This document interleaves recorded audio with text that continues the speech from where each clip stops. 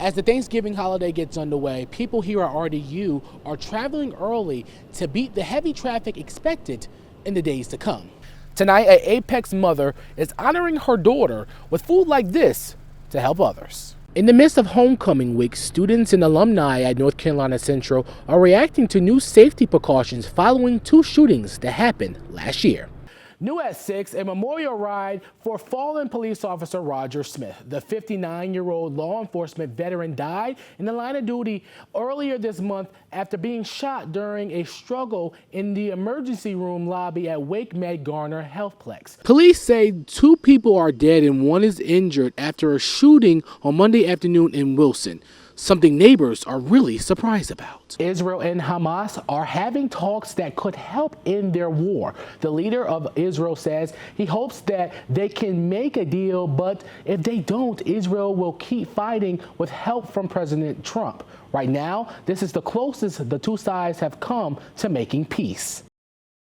As the Thanksgiving holiday gets underway, people here at RDU are traveling early to beat the heavy traffic expected in the days to come.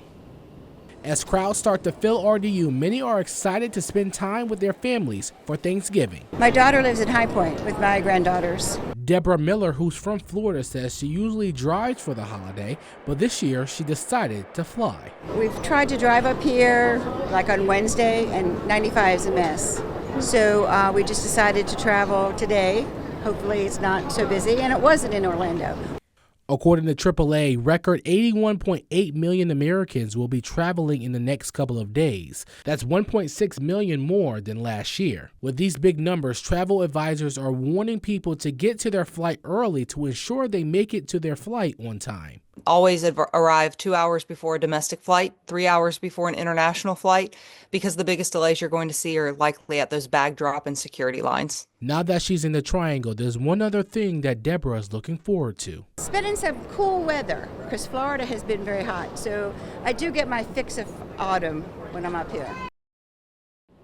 Now, if you are traveling soon, you can check apps like these to get updates about your flight. Reporting in RDU, I'm Shimei Cook, CBS 17 News. Today, state senators debated for hours on a new map that would make it easier to pick up a U.S. House seat for Republicans, something Democrats call a racist move. North Carolina lawmakers are a step closer to passing new congressional maps. The redrawing of District 1 was done based on political calculation and a determination that that district could be redrawn for a Republican to have a better chance of winning. The map will likely give Republicans an additional seat in the U.S. House. It's something Democrats are not happy about, claiming it's a racist move towards black voters. This has negatively impacted black voters, and for them to say anything other is a straight, bold-faced lie. Why do you believe this redistricting is racist? Well, what I'll tell you in the great words of James Baldwin, to be very, very clear, I don't believe what you say because I see what you do. Meanwhile, Senator Phil Berger says it was a political decision to make it easier for the GOP to pick up an additional seat in next year's midterm elections. I disagree with the argument that the election or elections are predetermined. We know 8 out of 10 black voters vote for us, vote for Democrats, so that's when you're able to have a partisan gerrymander that's still targeting black voters, and that's exactly what they're doing in CD1. Tomorrow, senators will reconvene for a third reading, and if it passes, it will head to the House.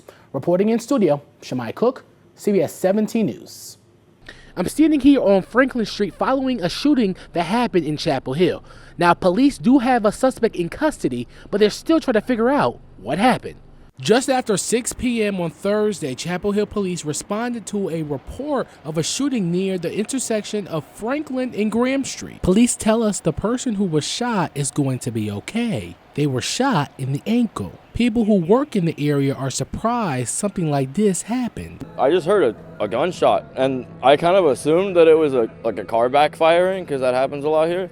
And then I just saw like 6 or 7 cops go past. Like a lot of shock. It's not what you expect. I grew up here, Chapel Hill. It's got the suburban vibe. It's a college town. Like there aren't things like this that happen too much. So it's really like here in Chapel Hill, West Franklin, what's that about, you know? Police believe this stemmed from an argument between the suspect and the victim. We received several calls about a man with a gun and some gunshots heard. Police had officers in the area when this happened. They believe that this made a difference. We have a downtown unit that is assigned to Franklin Street, and they are there 24/7. Our arms are wrapped around our community and all those impacted by tonight's tragedy. Police have yet released the suspect's name, and when they do, we will release it to you on CBS17.com. Reporting in Chapel Hill, Shimei Cook, CBS 17 News. The Carolina Hurricanes honored and celebrated a 5-year-old who survived a devastating diagnosis, and her mother wants people to know that it was her daughter's consistent fight and love for the team that helped her get through a hurricane of her own. Though 5-year-old Holly Carter is unable to speak, she is still able to show her love for the Carolina Hurricanes. She loves the energy, she loves the Canes. Holly is a survivor of stage 4 Burkitt lymphoma and was invited by the team to sit in the Stahl Family Foundation suite during their game against the Minnesota Wild. They wanted to celebrate her big milestone. We can't thank everybody enough for doing this and being here with us and enjoying this moment with us. Canes center Jordan Stahl and his family created the foundation to support children battling cancer, something Holly's mom, Kelsey, is grateful for. It means so much for the Canes and for Stahl family to be doing this for us. It's amazing for us to be able to have this experience and create these amazing memories with our daughter. Through her daughter's cancer journey, Kelsey says she's gained more patience, which has helped her stay strong for Holly. I've seen so many things along this journey. Do not underestimate these kids because they will put on a fight for dear God. I mean, I've never seen anything like it, honestly. It's a miracle. The Canes may play on the ice, but Holly's story proves the warmest moments happen off it. If you would like to learn more about Holly's story and how to support the Stahl Family Foundation, you can visit our website, CBS17.com.